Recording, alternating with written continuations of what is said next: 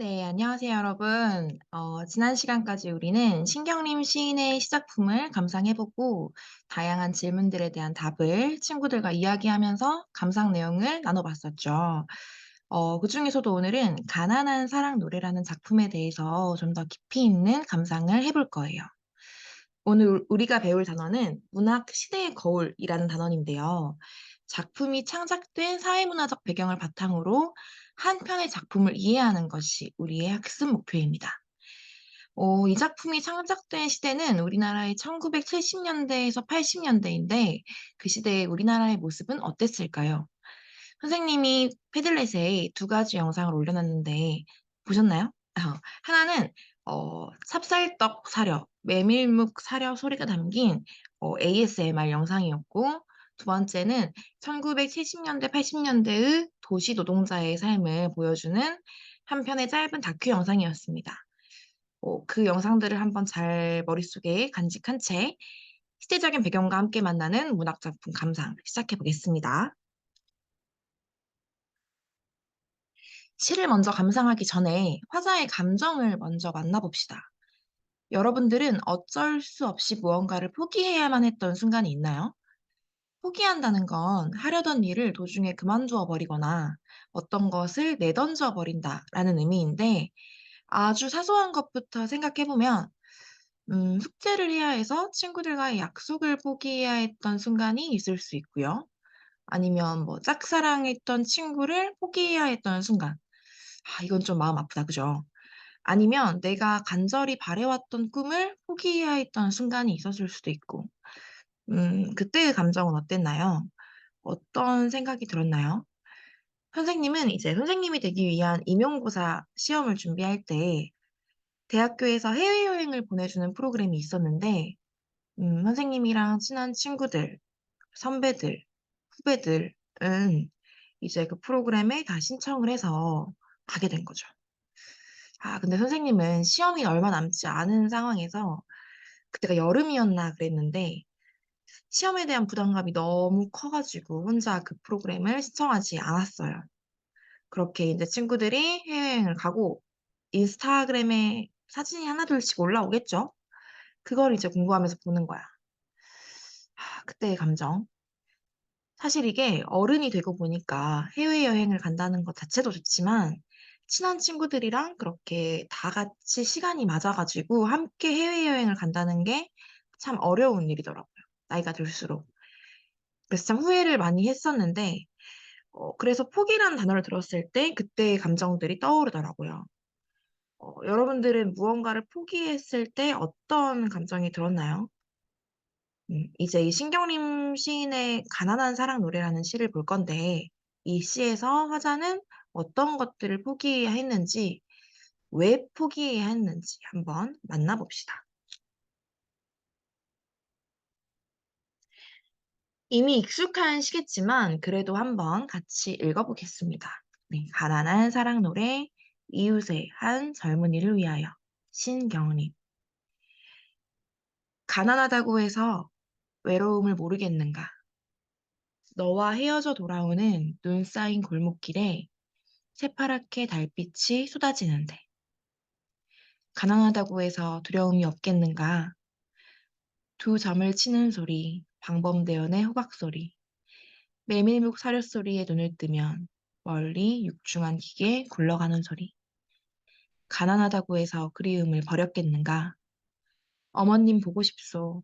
수없이 내어보지만 집 뒤 감나무에 까치밥으로 하나 남았을 새빨간 감 바람 소리도 그려보지만 가난하다고 해서 사랑을 모르겠는가?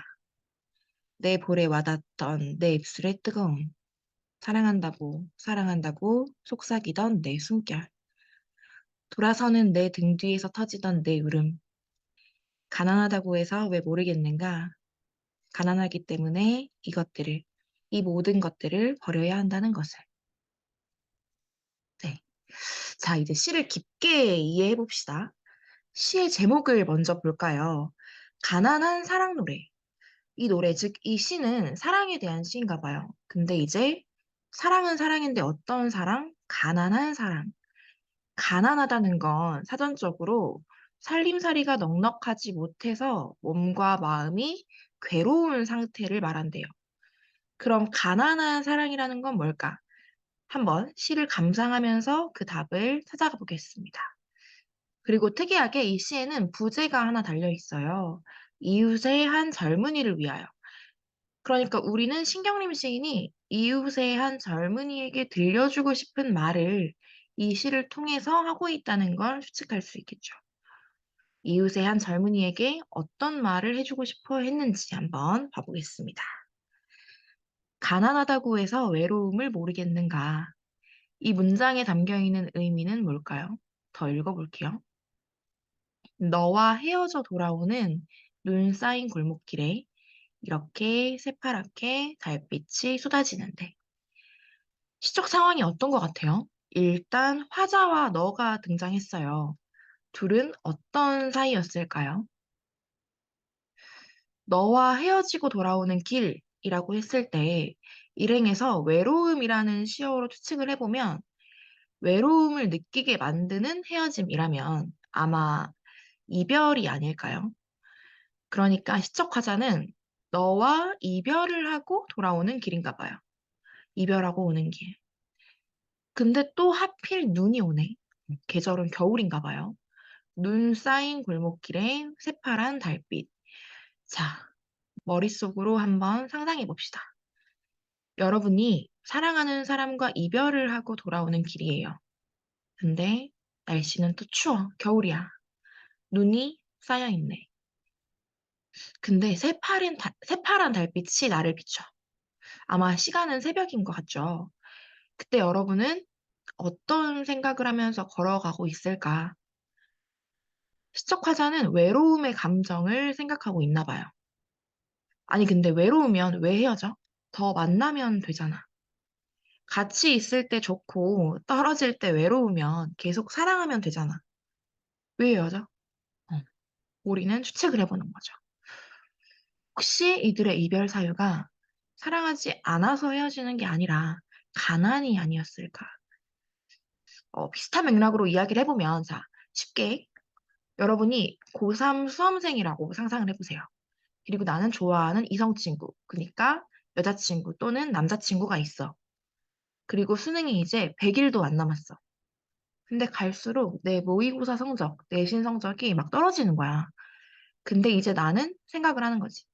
이성 친구가 있으면 데이트도 해야 되고, 여러모로 신경 쓸 게 많잖아. 그래서 결국 이별을 결심을 해.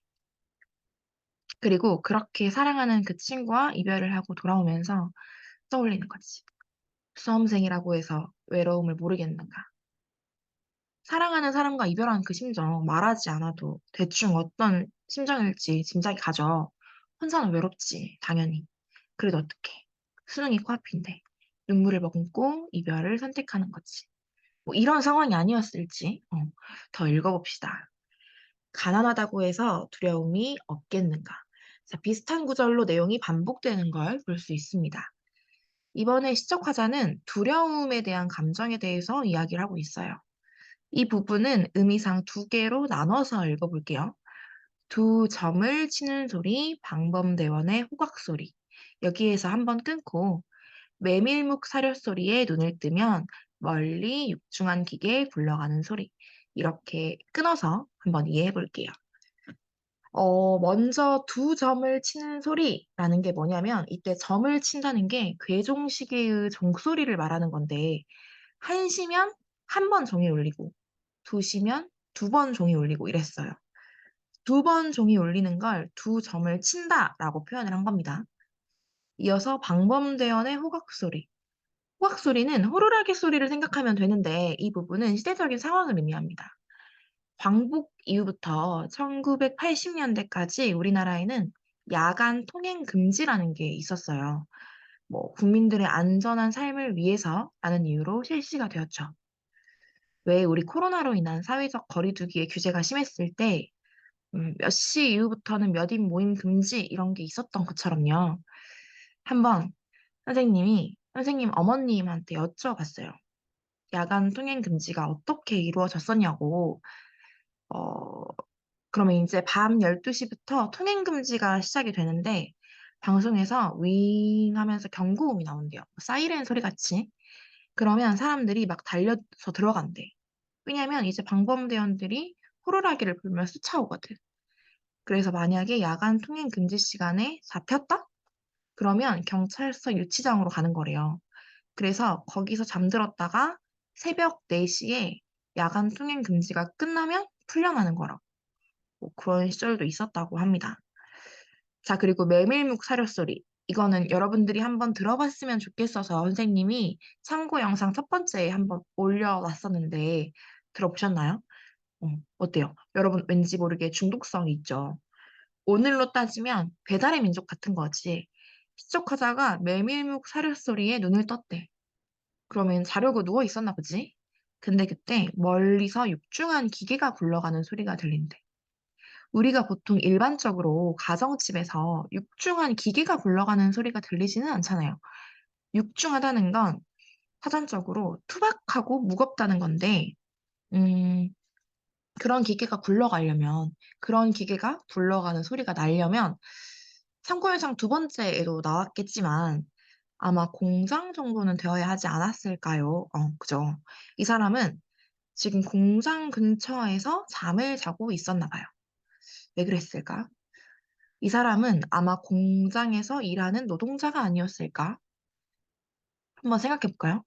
어, 집에 있었으면 밖에서 메밀묵 사려 이런 소리가 들렸을 때 같이 먹을 가족이 있었겠지. 먹을까? 먹자 해가지고 나가서 이제 사와가지고 메밀묵으로 간단히 야식도 만들어 먹고 도란도란 시간을 보내겠죠. 근데 이 시적 화자가 처한 현실은 그렇지 않아 보이죠. 이런 소리들이 들려오는 순간에 시적 화자는 두려움을 느낀단 말이죠. 뭐가 두려울까요? 음, 여러분 다들 늦은 밤에 혼자 방에 있었던 시간이 있었나요? 그때의 약간 무서운 기분, 그런 느낌일 수도 있고, 아니면 좀 더 깊이 생각을 해봤을 때 선생님이라면 막연한 미래에 대한 두려움이었을 수도 있을 것 같아. 이 현실이 언제쯤이면 끝날까? 그런 두려움. 음. 시작하자 이야기를 더 들어봅시다. 가난하다고 해서 그리움을 버렸겠는가? 이번에는 그리움의 감정을 이야기하고 있네요. 어머님, 보고 싶소. 시적하다 지금 어머니와 떨어져 지내고 있나 봐요. 그럼 가족과 떨어져서 공장 근처에 집에서 혼자 외로워하며 두려워하며 지내고 있나 봐요. 그때 물밀듯이 어떤 감정이 확 밀려오는 거야. 그리움의 감정. 어머님 보고 싶소. 수없이 되뇌어보지만, 엄마가 보고 싶으면 어떻게 하면 돼요? 가면 되잖아. 그쵸? 근데 그럴 수 없는 현실에 처해 있나 봐요. 아마 공장에서 일을 하는 시척하자는 뭐 조퇴를 하거나 지각을 하거나 아니면 하루 쉬거나 이런 게 제약이 많았나 봐요. 내 마음대로 시간을 쓰지 못하는 거지. 그래서 가지 못하는 거야. 너무 보고 싶은데. 음. 자, 집 뒤. 아마 고향집이겠죠? 집 뒤 감나무에 까치밥으로 하나 남았을 새빨간 감 바람 소리도 그려보지만 고향집을 떠올리는 거죠. 음, 우리 집 뒤에는 감나무가 있었지. 지금은 겨울이니까 이제 그 감나무에는 감 하나 정도가 남아 있겠네. 새빨간 감. 뭐 홍시 색깔을 생각하면 될 것 같아요. 그 나무를 스쳐가는 바람 소리. 그러니까 생생하게 고향의 집 모습을 머릿속으로 그려보는 거죠. 왜? 가고 싶으니까. 근데 갈 수가 있다 없다? 없다. 그리움의 감정이 밀려오는 거죠. 자, 시를 더 읽어볼게요. 가난하다고 해서 사랑을 모르겠는가? 이번에는 사랑이라는 감정입니다. 나의 볼에 와닿던 너의 입술의 뜨거움. 아, 우리 앞부분에서 말했던 너라는 사람이 다시 등장을 한 것 같아요. 연인이었나 보네요. 사랑한다고, 사랑한다고. 속삭이던 너의 숨결. 돌아서는 나의 등 뒤에 터지던 너의 울음. 어떤 상황인 것 같아요? 너는 시적 화자를 떠나보내고 싶어 하는 것 같나요? 아닌 것 같아요. 사랑한다고, 사랑한다고. 계속해서 붙잡고 있는 것 같아요. 그런데 나는 돌아서야만 하는 상황. 등을 돌리고 가는 화자 뒤로 너는 울고 있나 봐요. 이 구절만 읽어도 선생님은 가슴이 뭔가 찡해지는 것 같아요. 사랑하지만 이별할 수밖에 없는 연인. 참 안타깝죠. 자, 이제 시가 마무리됩니다. 가난하다고 해서 왜 모르겠는가? 가난하기 때문에 이 모든 것들을 버려야 한다는 것을. 이 모든 것들은 뭘까요? 외로움, 두려움, 그리움, 사랑. 앞서 말했던 이런 감정들을 말하는 거겠죠. 인간이라면 당연히 느낄 수밖에 없는 이러한 감정들. 하지만 가난한 상황 속에서는 이러한 감정들마저도 사치라고 느껴지는 거예요. 왜? 당장 먹고 사는 게 문제인데 이러한 감정들에 휘둘릴 수 없는 거죠. 신경림 시인은 이웃의 한 젊은이, 이런 삶을 살아가고 있는 한 젊은이를 위해서 이 시를 썼다고 하네요. 아마 그 젊은이의 상황에, 마음에, 감정에 공감의 위로를 보내고 싶어서겠죠? 자, 그럼 우리 학습 목표로 다시 돌아가서 이 시의 사회 문화적 맥락을 바탕으로 다시 한번 작품을 만나보겠습니다. 네. 시적 화자는 나였죠, 나. 시적 상황은 고향을 떠나서 일을 하러 공장을 온 상황인 것 같아요. 그리고 고향에 계신 어머니를 그리워하고 있는 상황인 것 같아요. 그리고 사랑하는 사람과 이별하고 있는 상황인 것 같아요. 그쵸? 자, 이러한 상황 속에서 시적화자 어떤 정서를 느끼고 있냐면 외롭고 두렵고 그립고 사랑의 감정도 있어요. 하지만 사랑할 수 없기에 슬픈 감정까지 같이 들어가 있습니다. 시의 사회문화적 맥락을 다시 한번 보면 1970년대에서 80년대에는 산업화 시기예요. 산업화가 본격적으로 시작이 되면서 일자리를 찾아가지고 고향을 떠나서 도시로 간 사람이 많았습니다. 근데 이제 도시로 온 사람들은 엄청 좋은 조건의 일을 했냐? 아니죠. 열악한 노동 환경에서 일을 했으며 여전히 가난 때문에 힘겨워했다. 우리가 참고 영상 두 번째에서 봤던 영상처럼 그러한 삶을 힘겹게 버텨내고 이겨내고 있었다는 거. 시인이 선생님이 지금 여기에 봤는데 김소월 시인으로 잘못 나와 있는데 신경림 시인입니다. 왜 그렇게 돼 있지? 죄송해요. 창작 의도. 당시 젊은이들을 안타깝게 여기고 위로하기 위해 쓴 시가 아니었을까? 다시 말해서 신경림 시인은 인간적인 감정도 마음껏 누리지 못하고 힘겹게 하루를 버티며 살아가는 이들을 위로하기 위해서 이 시를 쓴 게 아니었을까? 이 이웃의 한 젊은이만 이런 삶을 산 게 아니라 1970년대, 80년대를 살아간 우리의 청춘들은 적어도 도시 노동자들은 이러한 삶을 살았을 테니까 그들을 위로하기 위해서 쓴 작품이 아니었을까. 네. 이제 이렇게 사회문화적 배경을 바탕으로 시를 감상해봤고, 선생님이 참고로 여러분들이 이 시의 표현상의 특징 중에 좀 짚고 넘어갔으면 좋겠는 거를 두 가지 가지고 왔어요. 색깔을 나눠서 표시한 거는 해당 부분이 이러한 표현상의 특징이 있다라는 걸 말해주고 있는 겁니다. 첫 번째, 서리법을 반복적으로 사용하여서 시적 화자의 정서를 강조하였다. 서리법이라는 건 의문문의 형식으로 표현되었지만 쉽게 답을 짐작할 수 있는 사실을 말합니다. 그러니까 답정너인 거지. 겉으로는 물어보는 형식을 취하고 있지만 하고 싶은 말은 정해져 있는. 음. 가난하다고 해서 외로움을 모르겠는가? 가난하면 외로움을 모를까? 궁금해서 물어보는 게 아니라 우리는 외로움을 안다. 두려움을 안다. 그리움을 안다. 사랑을 안다.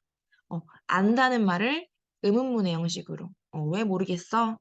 라고 표현을 하고 있으면서 서리법이라는 표현 방법의 효과는 강조입니다. 강조. 강조의 효과를 얻고 있다. 그리고 두 번째는 다양한 감각적인 심상을 통해서 시적 화자의 정서를 표현하고 있다는 건데 어, 감각적인 심상에는 크게 우리의 오감을 생각하시면 돼요. 시각, 미각, 촉각, 후각, 청각. 이렇게 5가지. 눈 쌓인 골목길에 새파랗게 달빛이 쏟아지는데 이거는 시각적인 이미지. 그 외로움의 정서를 좀 더 효과적으로 드러낼 수 있는 그러한 배경을 시각적으로 표현하고 있는 거. 방범대연의 호각 소리, 메밀묵 사료소리, 육중한 기계 굴러가는 소리. 그리고 위에 선생님이 색칠을 못했는데 2점을 치는 소리도 마찬가지예요. 2점을 치는 소리, 방범대연의 호각 소리, 메밀묵 사료소리, 기계 굴러가는 소리. 이렇게도 다 청각적 이미지를 통해서 시청자가 느끼는 정서를 좀 더 구체화시켰다는 거. 새빨간 감, 바람소리. 감나무를 스치는 바람소리겠죠? 이것도 청각적 이미지. 내 볼에 와닿던 너의 입술의 뜨거움. 뜨거움이라는 건 우리가 촉각을 통해 느낄 수 있는 거잖아요. 그래서 그 촉각적 이미지를 통해서도 그 시적 상황을 좀 더 구체적으로 표현할 수 있다. 이렇게 표현상의 특징이 있습니다. 짚고 넘어가시고 필기도 해놓으면 좋을 것 같아요. 자, 마지막으로 선생님이 과제를 하나 줄 건데요. 과제의 타이틀은 시는 노래다입니다. 여러분들이 시를 감상할 때 굉장히 어렵게 느끼는 친구들이 많아요. 근데 여러분 멜론 차트 탑백은 줄줄이 끼고 있잖아요. 하지만 시와 노래는 한 개인의 정서를 표현하고 있다는 점에서 같거든요. 그래서 뭔가 노래를 즐겨 듣는 것처럼 시를 좀 즐겨 들었으면 좋겠다. 이런 맥락에서 과제를 내는 건데, 2가지입니다. 첫 번째, 시의 배경을 오늘날로 바꾼다면 이웃의 한 젊은이는 어떤 사람일까요? 어떤 사람일까요? 그러한 사람들의 삶을 담고 있는, 그러한 사람들의 삶의 모습을 담고 있는 뉴스 기사를 한번 찾아서 패들렛에 올려주세요. 네.